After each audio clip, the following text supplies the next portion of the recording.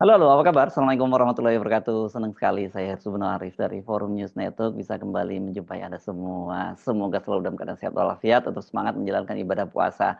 Seperti janji kami sebelumnya bahwa kita akan ngobrol lagi dengan pengamat fiskal Awal Rizky. Ini setelah pemerintah mempublikasikan APBN kita ya kan kemarin sudah dipublikasikan oleh Ibu Sri Mulyani dan tetapi yang cukup membuat saya terkejut karena publikasinya sempat di take down dan kemudian baru disampaikan secara langsung lagi Ibu Sri Mulyani, tapi saya nggak menemukan data utangnya ya, karena waktu kemarin itu kan kita awal ada ingat curiga apakah ya. Oke, seperti saya akan ajak Anda langsung bergabung dengan Awalil Rizky. Prof, Assalamualaikum Prof. Ya.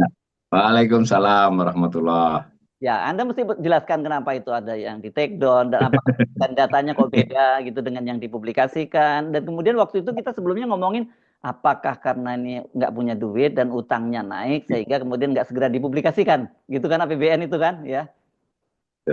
Ya. Saya kira ini memang saya berharap sebetulnya komunikasi publik terutama dalam hal kebijakan ekonomi pemerintah ini makin ke sini membaik. Kita bisa toleran lah ya 1-2 bulan pertama.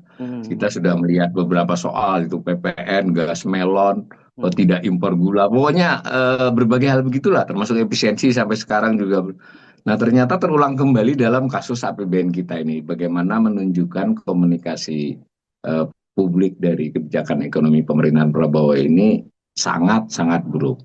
Nah, tadi Mas Herso sudah mulai, kita pernah bicara bahwa rilis APBN kita yang merupakan kebiasaan Kementerian Keuangan setiap sebulan sekali tentang realisasi APBN sebulan sebelumnya ya.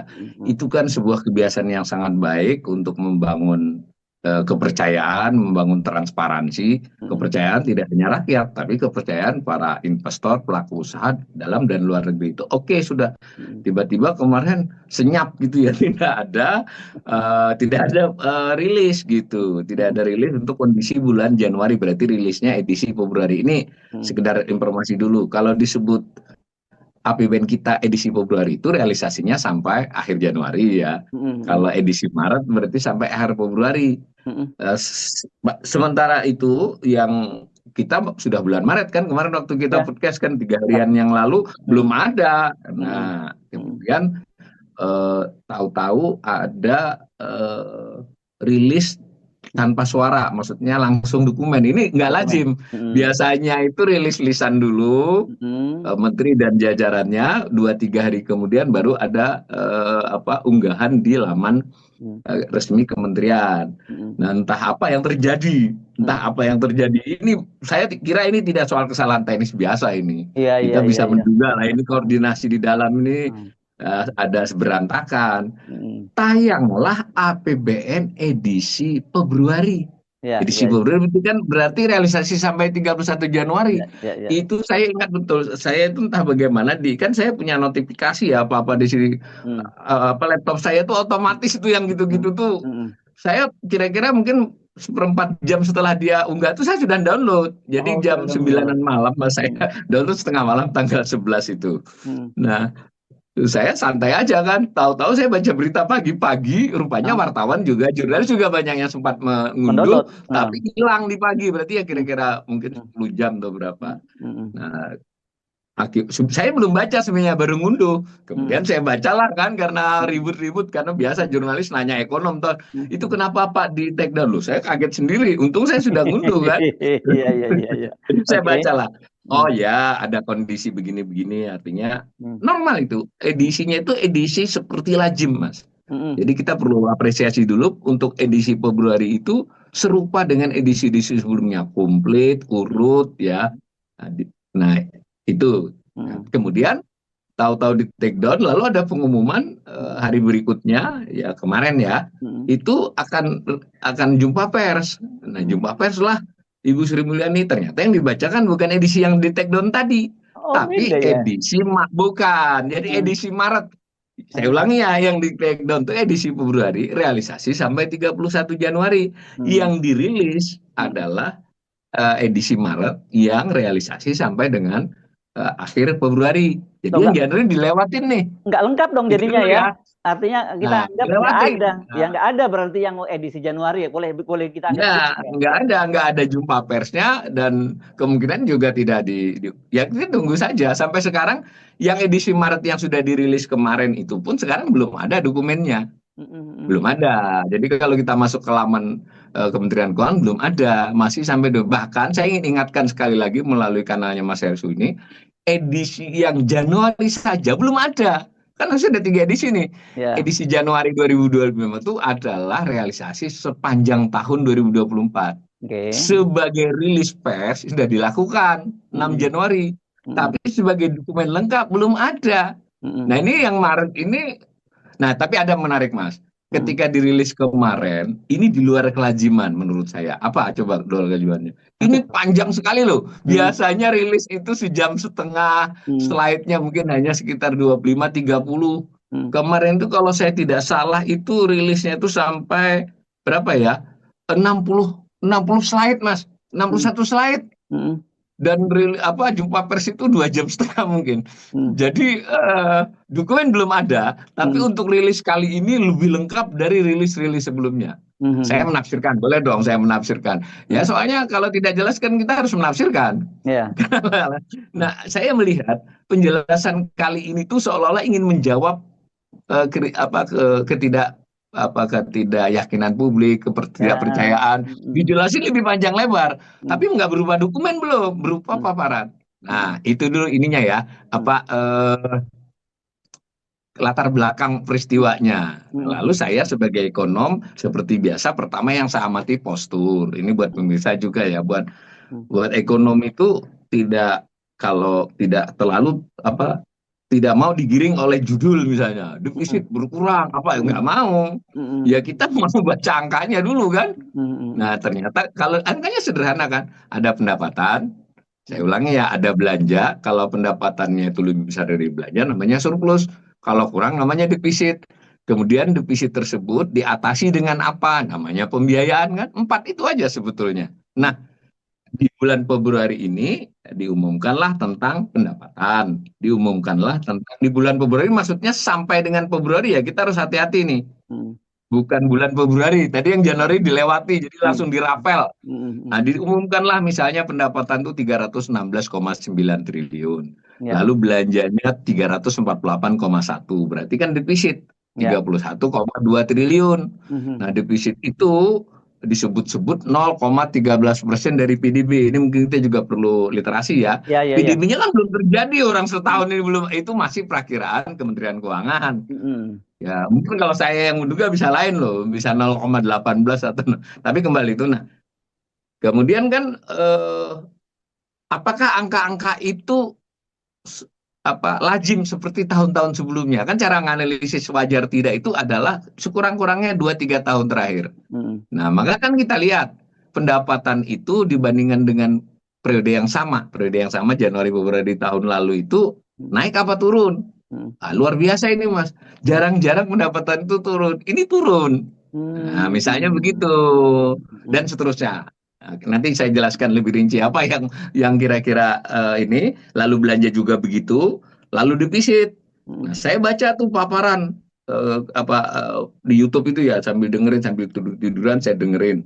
Mhm. Nah, kemudian karena saya ekonom ya, entah tahu tiba-tiba ada kawan dari antah berantah, Mhm. orang Perdal berarti kan ngirimi bahan paparan PDF-nya. Jadi saya nggak jadi dengerin utuh YouTube-nya. Saya lihat oh sama, nah, enak kan. Iya, Makanya iya. itu Ah, Mas Gersu tadi saya kirimi sebagiannya. iya, iya, Nah, iya. jadi analisis saya lalu Mhm. saya analisis pendapatan bagaimana. Nah, yang saya temukan pertama adalah kinerja pendapatan selama 2 bulan terakhir ini buruk, Mas. Guru. Dari sisi capaiannya. Jadi dari sisi target dia jauh, Mhm. dari sisi dibandingkan tahun sebelumnya turun. Mhm. Tahun sebelumnya tuh bisa 2024, 2023 loh, tidak Iya, iya. hanya 1 tahun ya, bisa Mhm. 3 tahun.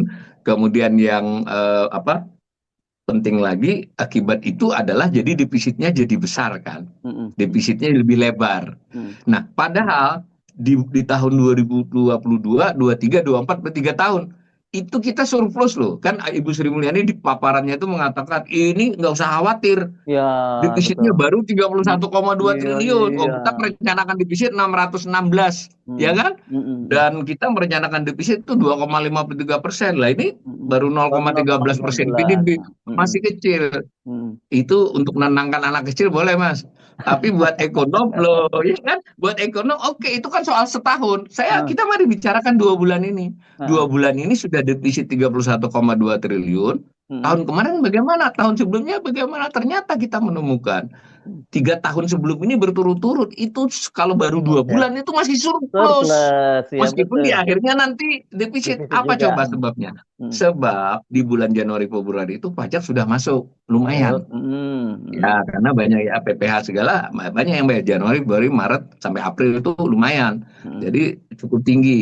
Nah, di sisi lain belanja belum ngegas istilahnya kan. Betul. Awal tahun kan mungkin yang operasional apa oke, tapi yang bersifat project-project kan Mm. baru penataan, baru macam-macam lah. Nanti running biasanya Maret, April. Mm. Makanya kalau belanja itu naiknya di triwulan keempat, ya Oktober, November, Desember kan. Di Mm. sini, nah sehingga biasanya Januari sampai Maret itu bukan hanya sampai Februari, itu umumnya masih surplus, Mas. Mm. Karena pendapatannya normally, Mm. belanjanya belum ngegas. Loh Mm. ini belum apa-apa sudah defisit. Maka Defisit. boleh dong saya Mm. menduga, bukan hanya saya, ini saya ingatkan pemirsa, yang menduga defisit kita akan lebih lebar itu bukan ekonom Indonesia saja, tapi Mm. lembaga-lembaga asing sudah mengatakan Mm. Indonesia terancam defisit yang lebih lebar dari targetnya dan lebih lebar dari tahun-tahun sebelumnya. Kira-kira begitu, Mas, Oke. yang garis Nah, umumnya. coba Anda jelaskan karena pada yang bulan yang di take down itu yang bulan Januari ya, artinya ya yang Iya, iya, iya. ya. Nah, bagaimana itu? Kan Anda sudah download. Kalau di situ bagaimana Ya, artinya? Gambarannya seperti apa? Hmm. ya betul, betul. Jadi cara membandingkan itu kan itulah saya kritik nih, mumpung ini saya kritik Ibu Menteri Keuangan kok membandingkan dengan wah ini belum apa-apa untuk setahun. Yang dibandingkan itu kan dengan kinerja pada kurun Ya, waktu yang sama, itu kan fair toh, ya year on kinerja year ya, sebulan gitu ya. ini dengan tahun lalu. Nah ini tadi yang ada kinerja 2 bulan, Hmm. karena ada di take down publik nggak tahu kinerja sebulan Januari loh, ya nggak. Hmm. Hmm. Nah, saya amati. Tadi yang saya jelaskan tadi, saya bolehlah menggunakan kata-kata sederhana, kinerja pendapatan negara di sampai Februari tadi itu buruk, Mas. Nah, Buruk. setelah saya soroti yang Januari yang di take down Hmm. itu sangat buruk. Oh. Nah, jadi buruk dengan sangat buruk. Jadi nggak salah Apa kalau orang indikasinya? Ini curiga. Ya. misal saja ketika di yang sampai dengan Februari yang sudah Hmm. diumumkan Hmm. itu terjadi penurunan penerimaan perpajakan. Pendapatan negara itu kan terdiri dari ada yang pajak, ada yang bukan pajak. Yang khusus perpajakan itu Ya, ya. dianggap lebih mencerminkan kinerja, Hmm. lebih menganggap kinerja. Nah, ini turunnya kurang lebih 22,9%. Jadi 29, maaf 20, cuma saya lihat dulu ya. Hmm. Eh 20,85 kalau pendapatan, kalau pajak 24,99%.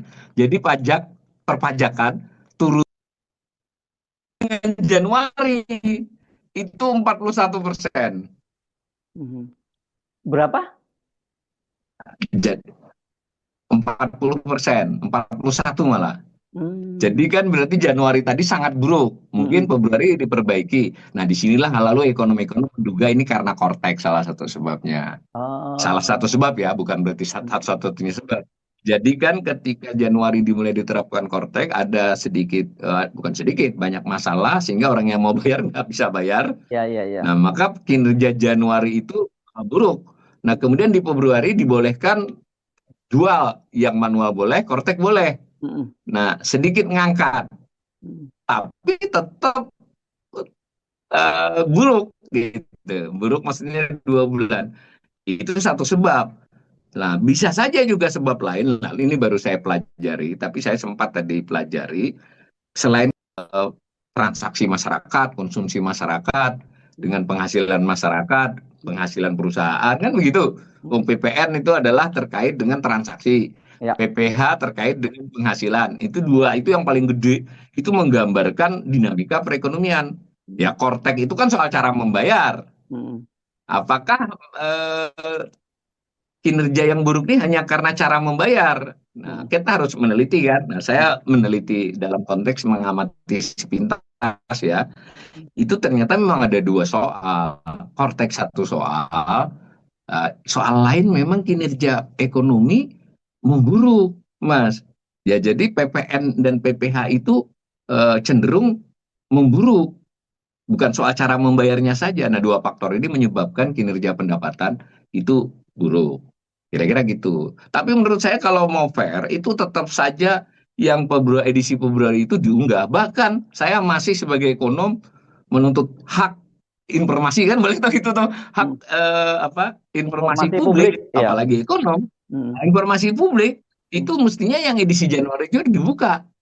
Karena saya khawatir utak-atik geser-geser itu loh, Mas. Nah, nanti saya jelaskan sedikit. Kira-kira itunya dulu yang gambaran umumnya. Ya. Edisi Maret ini. Ya, ya. Jadi artinya kita dugaan yang selama ini tidak salah kalau ada yang coba dipoles-poles begitu ya. Tapi dalam bahasa orang Jawanya keperucut yang Januari udah dikandung di apa Ya, diunggah iya. gitu. Kemudian di take down gitu kan. Ya. Saya tetap menilainya dipoles. Saya tidak mengatakan data dipalsukan ya. Dipoles itu kan ya ibarat orang itu di make up lah. Kalau kira-kira tampak depan, kalau kita ngomongin muka dan hidungnya kelihatan jelek, kita ngomongin telinganya, kira-kira gitu loh.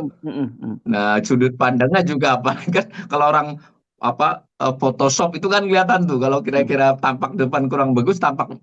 Nah, itu yang dilakukan menurut saya. Nah, Yang kedua dari paparan yang 61 slide loh, Mas. Itu apa coba? Di bagian-bagian awal itu cerita panjang lebar tentang ekonomi dunia. Ini kan kalau ibaratnya mau menjelaskan kondisi sendiri, dimulai dengan jelasin keadaan dunia, keadaan tetangga. Jadi kalau nanti dunia itu buruk, tetangga kita pada sakit-sakitan, kita sakit sedikit itu masih alhamdulillah. Ini menurut saya cara yang nggak bagus, nggak bagus. Ya, nek cara Jawa itu ngono yang ngono nek orang ngono. Memang tidak bohong tentang keadaan dunia, tapi nggak begitu cara ngelesnya kan. Ya, kinerja kita apa? Silakan pemirsa lihat di YouTube-nya ya, biar kita nggak dituduh melakukan hoax. Itu memaparkan ekonomi dunia. Ini mau seminar ekonomi dunia apa mau pengumuman APBN kita? Buat saya ekonom ya. Satu ya. Yang kedua, Mas, ketika pendapatan itu nggak, ini lebih rinci dari biasanya. Jadi baru paparan itu lebih rinci dari dokumen-dokumen tahun-tahun yang lampau, bulan-bulan yang lampau. Seolah-olah ingin menjelaskan nih, kenapa pendapatan begini, kenapa perpajakan begini, lebih susah lagi kenapa pajak. Perpajakan beda dengan pajak ya. Kalau perpajakan itu termasuk bea masuk, bea impor ekspor dan cukai. Kalau pajak itu hanya PPH, PPN dan seterusnya. Yang pajak ini arti pentingnya dianalisis, dia benar-benar cerminan keadaan perekonomian. Konsumsi masyarakat, investasi. Nah, kembali ke yang tadi, ini dicoba dijelasin, Mas. Bahkan saya sangat yakin, jangankan pemirsa biasa ya, ekonomi yang tidak terlalu fokus dengan fiskal. Saya sebagian ini jawabin beberapa kolega ekonom saya, karena dia kan ditanya wartawan. Ya mereka pinter, tapi kalau untuk yang detail bukan spesial juga kan, wah saya dianggap spesial yang ditanya. Itu kan, jadi dijelasin ada angka-angka adjusted. Jadi dari upaya Kementerian Keuangan menjelaskan tentang mengapa pendapatan khususnya perpajakan capaiannya tidak memuaskan itu diulas panjang lebar. Ini tidak lazim. Biasanya jumpa pers maupun di dokumennya nggak banyak. Cuman kan mereka tahu nih ini yang harus dijelaskan. Nah, ini kalau kata orang Medan tai minyak, ini banyak tai minyaknya. Ya, jadi maka menurut saya ini sebelum dituduh sudah dijelasin duluan. Nah, itu dijelaskanlah bahwa antara lain sebetulnya itu ada karena beberapa sebab teknis. Dia sebutkan nih, sebab pajak itu turun itu ternyata karena terpengaruh oleh komoditas utama dunia yang melambat. Jadi disebutlah harga batu bara, harga Brent itu minyak ya, nikel. Ya, jadi Karena itu, makanya tadi alasan di atas tadi waktu menjelaskan ekonomi dunia itu ujungnya ternyata ke sini. Akibatnya pajak kita itu tertekan karena harga-harga komoditas itu. Tapi ini saya sih bisa kritik. Dulu waktu dapat banyak, nggak dijelasin karena itu tinggi gitu loh. Jadi sederhananya berarti ini juga pengakuan bahwa sebetulnya pajak kita itu sangat bergantung dengan harga-harga itu, bukan olah-olahannya pemerintah. Satu, nah itu masih bisa diterima lah, karena emang benar sih begitu. Polesan kan namanya, nggak salah tapi poles. Yang kedua juga dijelasin bahwa dalam hal penerapan tarif efektif rata-rata PPh, kalau yang tadi PPh dan PPN tuh Mas, dua-duanya. Kalau ini efektif PPh yang pasal 21, pasal 21 itu ya gaji ya honor. Itu di 2024 itu dilaporkan mereka kelebihan bayar 16,5 triliun. Nah, maka lebih bayar tersebut diklaim di bulan Januari dan Februari. Akibatnya kan dia keluar mengurangi masuknya Januari Februari. Ini juga tidak lazim dijelaskan. Biasanya nggak pernah. Bahkan kalau saya ekonom agak kritis. Loh kalau begitu yang 2024 kemarin itu kegedean dong naruh hasilnya. Make sense nggak? Ya. Berarti di 2024 kemarin kinerjanya lebih buruk dari yang dilaporkan. Ini digeser ke sini kok. Nah, intinya berusaha dijelaskan. Tapi apapun cara menjelaskannya, saya juga ada lihat lagi yang PPh pasal 25 banyak ya. Tetapi buat salah aku apa hal yang selama ini menjadi trik-trik penyajian, Mas. Nah, itu dibuka untuk menjelaskan kondisi dianggap mengurangi. Nah, seperti itu, Mas. Intinya semakin dijelaskan, semakin tampak bahwa kinerja pendapatan khususnya perpajakan itu underperform, jauh di bawah biasanya. Baik karena kortek soal cara membayar maupun karena memang sebenarnya sudah diberi sinyal nih kondisi ekonomi kita itu sedang tidak baik-baik saja. Tapi menurut saya pemerintah dalam hal terutama Menteri Keuangan masih ngeyel, ekonomi kita oke kok, konsumsi oke. Lalu kalau konsumsi oke, PPN-nya bagus. Kalau oke, ya penghasilan orang juga bagus kan begitu. Oke. Lalu dicoba lagi ngeles bahwa ini baru 2 bulan, tunggu nanti 12 bulan. Kalau 2 bulan bandinginnya dengan 2 bulan, 12 bulan ya kita tunggu nanti banding dengan 12 bulan. Saya sih menganggap mestinya pemerintah mulai saja memberikan informasi-informasi yang tetap tentu saja persuasif ya, optimis. Tapi kalau nilainya itu 5 tuh jangan dibilang 9 dong gitu. 5 tuh dipolesnya 6 Mas, 4 dipolesnya 5, 5,5. Lah ini kalau 4 dipoles jadi 8, 9 begitu kan makin nanti publik terutama publik investor ya itu makin tidak percaya dengan laporan seperti ini. Gitu intinya kalau buat saya. Iya, karena ini kan dia mencoba kepada publik saja ya. Mungkin publik yang tidak paham soal ekonomi bisa menerima itu. Tapi kan sebenarnya yang sejak kemarin kita omongin itu yang paling penting itu adalah para investor, bukan kita. Dan bukan hanya luar negeri Mas, yang dalam negeri juga loh. Semua perusahaan-perusahaan besar itu punya analis, dan analis mereka untuk hal-hal yang gini lebih pintar dari saya. Bisa kebangun saya saja dengan data seadanya itu bisa menebak, apalagi mereka kan yang sudah kerja tiap hari. Kira-kira gitu. Itu menjelaskan kenapa kemudian IHSG juga tetap aja kebakaran gitu ya, bahkan jelas. Itu salah satu faktornya. Nah, tadi kan Mas Hersu di depan juga nanya-nanya soal utang. Nah, ujungnya semua ini kan adalah ya kan, kalau memang pendapatannya jauh dari harapan, belanjanya memang sudah diturunin Mas. Jadi belanja bulan, waktu Januari belum sempat nurunin belanja tuh. Kenapa Januari nggak dilaporin? Jadi belanja Januari itu gede, biasalah, seperti biasanya. Nah, di bulan Februari kemarin ini kan ada efisiensi. Sebenarnya belum efisiensi, baru proses menyusun efisiensi. Ini harus jelas nih para pemirsa. Buktinya yang acuan yang ditaruh itu belum yang hasil efisiensi loh. Yang tadi kita bilang pendapatan dari berapa persen, belanja berapa persen, itu acuannya masih sebelum ada angka efisiensi. Sampai sekarang belum ada angka efisiensi itu. Yang ada proses sedang melakukan penyusunan efisiensi. Nah, selama penyusunan tersebut di bulan Februari yang sudah dilewati, itu kementerian lembaga itu diblokir banyak akunnya. Jadi akun-akun belanja-belanja tertentu yang sedang dalam proses penyisiran itu diblokir. Nah, akibatnya sederhana kan? ya pengeluaran bulan Februari itu jauh dari bulan Februari tahun sebelumnya. Yes. Nah, ditotalkan dengan Januari, jadi biar enak kelihatannya gitu. Nah, dapatlah belanja yang sebetulnya tidak sebesar biasanya. Ya, tidak sebesar biasanya tuh ada kenaikan tapi tipis banget. Biasanya kalau tiap bulan tuh naiknya berapa. Nah, tetapi karena dia masih seperti itu, tetap saja terjadi defisit, Mas. Karena tadi pendapatannya dropnya terlalu jauh. Belanja ditahan, tapi pendapatannya Dapatnya terlalu turun. drop jauh, defisit. Nah, satu-satunya cara untuk itu kan adalah dengan cara berutang. Nah, begitu. Nah, maka dilakukanlah utang. Utang itu bersifat arus ya, bulan Januari berapa, bulan Februari berapa, tuh namanya arus pembiayaan utang. Tapi kita kan tidak dapat info Januari di take down ternyata kan. Ya untung saya sempat, sudah saya katakan tadi, kebetulan saya sempat ngeliat kan. Nah ternyata di bulan Januari tadi itu 153 triliun utangnya sudah, Mas. Utang baru. Januari lu ya, utang Ya. baru. Baru tuh neto, Mas. Neto tuh maksudnya utang baru dikurangi bayar utang. Oh ya, oke. Lalu Februari berapa? Langsung dijumlah. Yang tadi kan sudah terlanjur di take down. Ini kan omongan saya atas dasar yang sudah saya undang. Yang ditampilkan di paparan kemarin oleh Menteri itu adalah yang realisasi selama 2 bulan. Ya. Nah, selama 2 bulan itu didapatlah angka kurang lebih berapa ya? 220 triliun, 222 triliun. Saya pastikan dulu ya. 222 triliun. Nah, dengan demikian cuma tidak ada posisinya. Yang ada itu selama 2 bulan ada tambahan utang 222 triliun, Mas. Oke.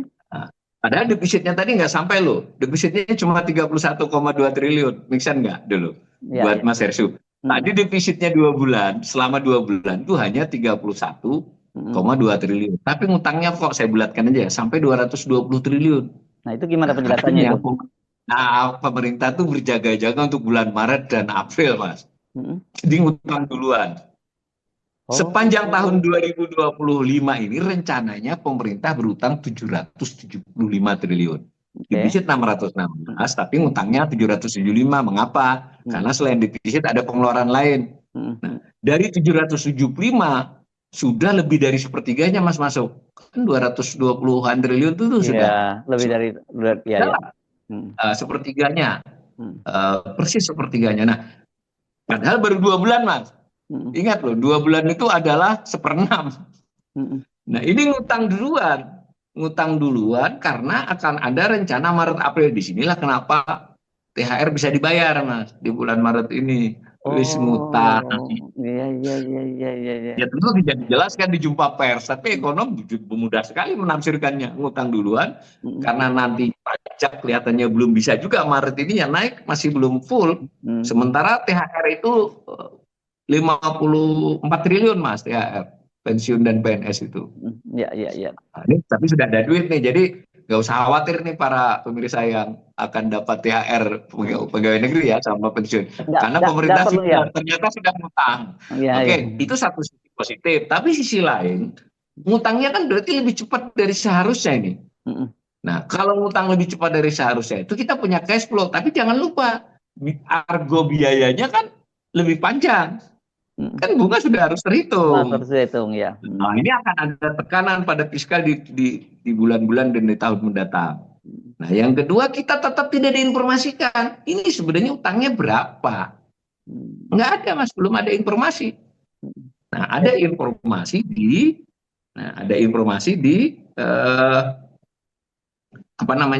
informasi di bulan Januari tadi. Karena udah terlanjur ditayang tadi loh. Iya. Di situ ada khusus sampai 31 Januari itu 8.909 triliun, saya bulatkan ya. 8.909 triliun per 31 Januari saat tambahan utang di bulan itu 153 triliun. Nah, sekarang tambahannya total 2 bulan itu 220 triliun. Berarti di bulan Februari ketambahan lagi sekitar 70 triliun kan? Iya. Ah, itu. Jadi saya bisa dong nambahin dari 8.900 ke 70. Itu berarti kira-kira 8.000 berapa itu? 900 80-an, 9.879 harusnya ini sekarang, tapi nggak ada pengumumannya. Ya. Jadi ini segera informasi buat kita, utang kita ini tidak diumumkan belum. Oh, Tiga apa? puluh satu Desember belum diumumkan, Mas. Tiga puluh Mm, satu Desember belum diumumkan karena belum ada dokumennya. Waktu mm, rilis nggak ada. mm, Tapi itulah saya bilang koordinasi pemerintah saya tidak paham. Saya dapat data dari Bank Indonesia.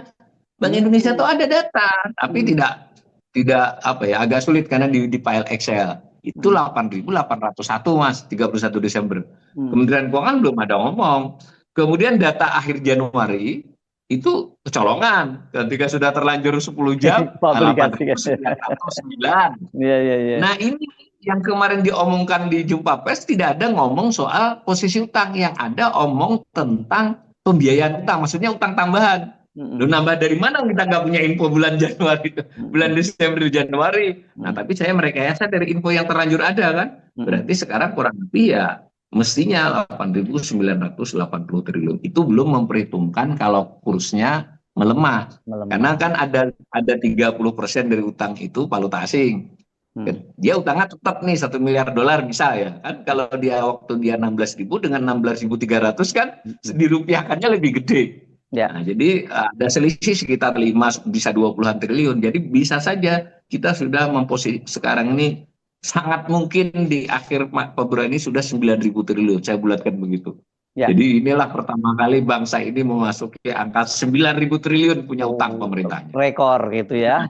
Oke. Ini Rekor, pertanyaan ya. Mas. Pertanyaan saya itu ya, apakah ini memang sengaja disembunyikan oleh pemerintah? Dan kalau sengaja disembunyikan, apa maksudnya? Yang kedua, tentu saja dari sini kita bisa memprediksi dong, pada akhir tahun ini saja kira-kira tembus berapa utang kita?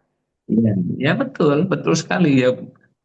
Pertama kalau soal menyembunyikan, saya tidak tahu apa maksudnya ya. Tapi yang jelas memang tampak kurang transparan. Kalau betul-betul mau menyembunyikan, dia sekalian saja nggak ngomong pembiayaan utangnya. Oke. Kan begitu, Pak. Ya, Karena ya. orang ekonomi yang bisa ngitung nggak. Kalau utang tambahan sekian. Nah, menariknya dulu relatif lebih samar pada waktu jumpa pers yang 6 Januari. Saya ulangi ya, 2 bulan yang lalu. Itu kan untuk kondisi selama Tahun 2024. Itu 2024. pembiayaan utang nggak disebutkan, Mas. Nggak Oh. disebutkan. Hmm. Nah, ini yang sekarang disebutkan. Nah, Hmm. yang di dokumen Januari bukan lagi disebutkan, langsung dideklar posisi utangnya. Jadi kalau dibilang mau menyembunyikan, ya ini mas saya nggak betul-betul menyembunyikan juga. Hmm. Malah lebih, menurut saya malah lebih memperlihatkan pemerintah nggak pede kan. Hmm. Iya. Analis pasti bisa ngitung lah, nggak mungkin dong saya ini data gini aja bisa ngitung, apalagi tenaga-tenaga ahli di perusahaan besar yang kerjanya hari-hari melototi itu kan. Tapi kembali bahwa angka utang kita ini sudah termasuk besar ya. Dan nanti kalau dikaitkan dengan PDB, saya waktu Januari dia masih menyebut 39,6% dari PDB, Mas. Tapi Oke. buat saya, kalau saya utak-atik dengan perkiraan peran PDB yang lebih realistis, ini kelihatannya sudah memasuki 40%. Dan ini pertama kali utang Indonesia rasionya mencapai 40% terakhir di tahun 2020 berapa? 4. Oke, Berarti tapi sudah ya, tapi kan pemerintah selalu ngomong, lo kan apanya toleransinya sampai 60%, jadi 40% masih aman dong, gitu. itu yang jadi masalah. 60% itu di undang-undang itu tidak ada kata-kata amannya, Mas. Oh. Jadi Undang-Undang nomor 17 tahun 2003, dan adanya di penjelasan loh, bukan di batangnya. Di Hmm. penjelasannya itu 60% itu batas yang tidak boleh dilampaui, tidak boleh dilewati. Nggak ada Oke. kata-kata aman. Ya, Oke. terus kita kalau mau tahu aman tidak, bagaimana pengalaman kita? Pengalaman kita adalah 96, 97, 98 kan? Ya. Hmm. Nah, ternyata di tahun 96 itu kita masih rasionya masih 38%. Nah, 38,6, 96 loh. Ya. Hmm. Kita krisisnya di 97 di bulan Mei. Hmm. Dan sampai akhir akhir 97 itu kita juga hanya sekitar 40%, belum ke 60. Kita baru lebih dari 60, 98 setelah krisis loh kalau begitu. Maksudnya batas itu kan adalah kalau sudah sampai itu krisis. Hmm. Jadi, Untuk kasus ekonomi Indonesia ya. oke, saya ulangi lagi. Berarti angka sekarang ini kalau prediksi, proyeksi ya, bukan prediksi ya, karena Anda Ya. punya data-data tadi sudah 40% dan sama dengan ketika terjadi krisis pada tahun 98 gitu. Iya, Ya, bukan 98, 97 Mas. 97. Jadi pada awal Menjelang krisis krisis. Di belum awal krisis, di awal. menjelang krisis. Menjelang krisis ya. Ya, itu sama. Kenapa ini menurut saya harus lebih diperhatikan? Oke. Karena ini mirip dengan kita jalan krisis. Nah, Mm, lalu kalau dikaitkan dengan yang lain-lain, misalnya tentu di luar APBN ya nilai rupiah, IHSG, ini juga indikasi-indikasi yang tidak persis sama. mm. Tetapi nggak ada salahnya kan mitigasi risiko. Ya, itu Jadi maksud saya. misalnya rupiah melemah, Mm, kemudian menguat lagi, melemah lagi, menguat lagi, itu hati-hati karena fenomena di 97 mm, dari Januari sampai Mei itu begitu, Mas. mm. Jadi ya mungkin contohnya nggak bagus ini, tapi ya nggak apa-apa lah. Orang sakaratul maut itu kan ada kecenderungan tenaganya bertambah tuh di ini. Ya, ya, ya, Jadi ya, ya. jangan melihat wah ini sudah menguat kembali, hati-hati. Mm, Karena itu terjadi di Januari sampai Mei di 98. Jadi ya. melemah, kemudian menguat, melemah, menguat. Lah, untuk bus gitu kan. Mm. Jadi ya tentu kita tidak berharap ya, biarpun saya kritis terhadap pemerintah juga nggak pengen Nggak, begitu. iya. Tetapi maksudnya ini kan pemerintah kenapa ya boleh saja ngeles-ngeles sedikit, tapi ini benar-benar warning.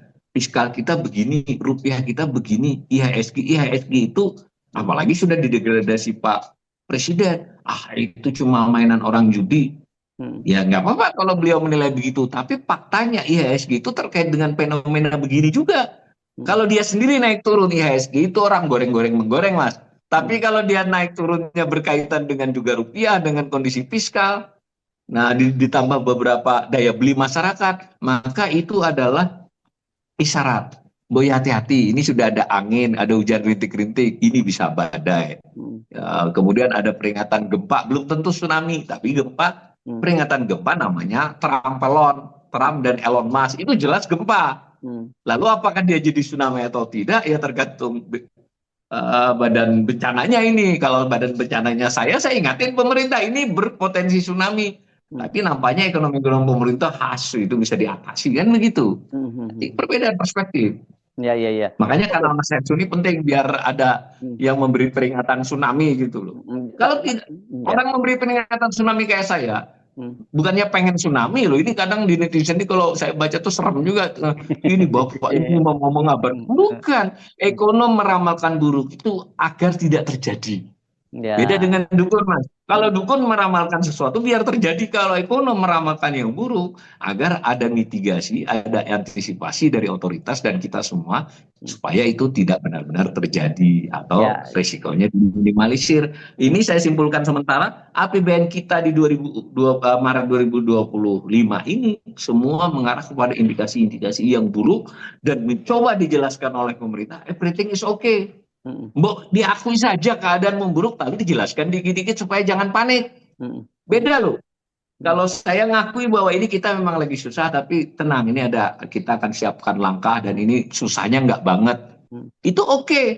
mm, Tapi kalau baca 61 slide itu tidak ada satupun pernyataan kita sedang tidak oke. mm, Itu kan menurut saya agak gila. Terus sekarang saya menilai gila. mm, Ini ya kebangetan loh ngeles. mm. Ya, ya, ya, ya.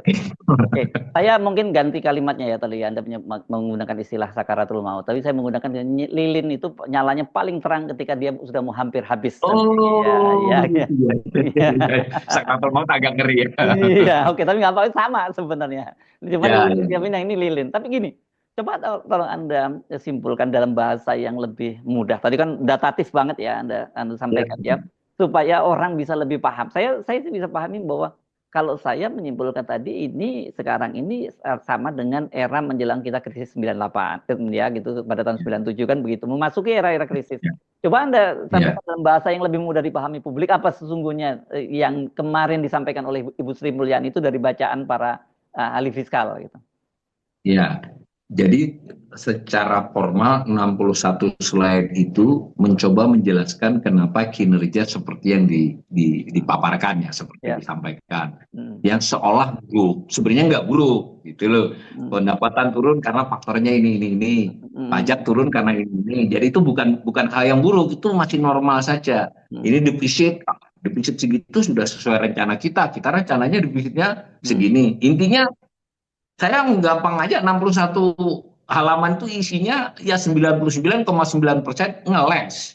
Kalau buat saya, Ngeles, ya. ngeles ya, Hmm. ya ngelesnya bagus. Orang pinter ngelesnya kan lain dengan orang biasa. Ada Hmm. grafik yang Hmm. saya silakan Mas Erwin nanti saya kirimi. Kalau tidak pusing yang bukan ekonom melihat grafiknya itu ada 4 variabel satu ya. Tetapi Ya. yang tidak bisa ditutupi adalah fakta Hmm. bahwa pendapatan negara itu kinerjanya 2 bulan ini terburuk selama beberapa tahun terakhir. Itu. Hmm. Dan lebih khusus lagi pajak. Hmm. Itu jadi bagian dari pendapatan. Nah, kalau pajak kinerjanya buruk itu tidak soal pemerintah tidak pinter, tidak rajin saja. Kita tidak nyalain pemerintah, ini ekonomi. Itu kan Hmm. mencerminkan perekonomian, iya, tidak baik-baik saja. Makanya pajaknya drop, meskipun ada Drop. faktor Faktor pemerintah. Yang postek ya. kotek itu faktor Hmm. Hmm. pemerintah. Tapi Hmm. faktor PPN, PPH itu faktor ekonomi.